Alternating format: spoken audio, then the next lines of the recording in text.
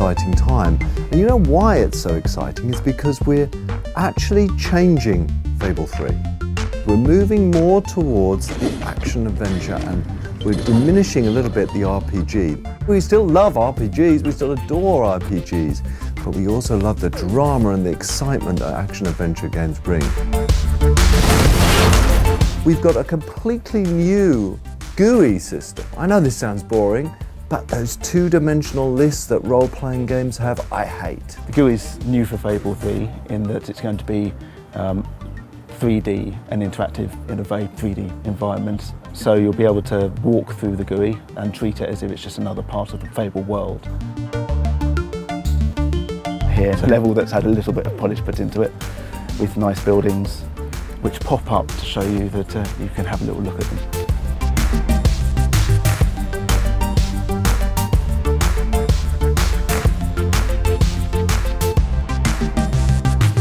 I want dressing rooms where I can change my clothes. I want armories where I can craft my weapons.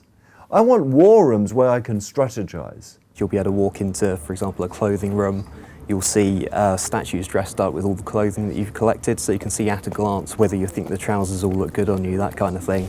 And you can see here we've got some outfits that we've collected during our time in the game. You'll be able to scroll through your different outfits to see what you've collected. And then just in real time I can just have a quick run around, see if I like it. One of the things about Fable is the humour. You know, people have said, it's a British humour, it's a bit like Monty Python. So we were inspired by that, and so we went out there and we got the most iconic Monty Python character ever. John Cleese is one of the major players in Fable 3. Okay. Now I've got some strange man in here who's moving around. I played Jasper, who is the butler at the Royal Palace, and he was originally butler to the king who's gone all wrong, the naughty one.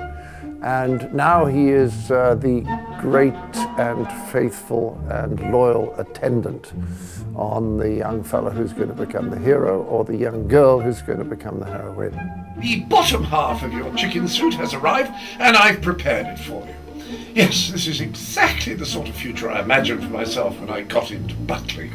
He's a little formal because he's an old-fashioned British-style butler, but the warmth and the emotional identification with the hero or heroine is very strong. Ah, a new mask. You'd be completely anonymous wearing this on your face. Wear it anywhere else on your person, I expect you would achieve exactly the opposite effect. Your butler will be very unique to you. He's recording more lines than almost anyone else in the cast because of that. After that, you are to continue your combat training with Sir Walter. You start Fable 3, it's kind of like you started Fable 1 and Fable 2. You start fairly powerless, and what you've got to do is you've got to bring together followers to overthrow this tyrant king.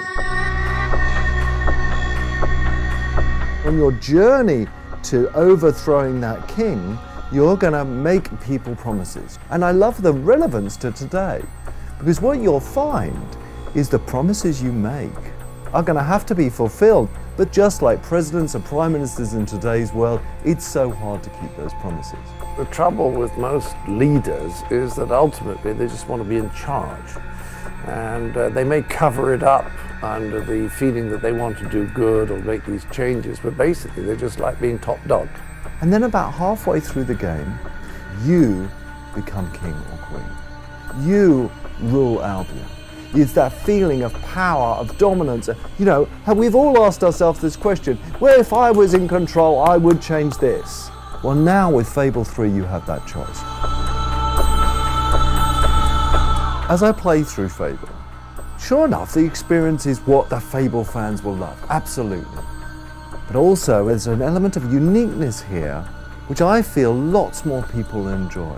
There's drama, there's emotion, there's a feeling of power, there's excitement. And I think we are really learning to blend all that stuff together and deliver an experience in Fable 3 that really hasn't been seen before. And so you have gathered every last piece of the lady's pajamas. Gosh, that would make an excellent closing line for a novel, wouldn't it? A great cliffhanger.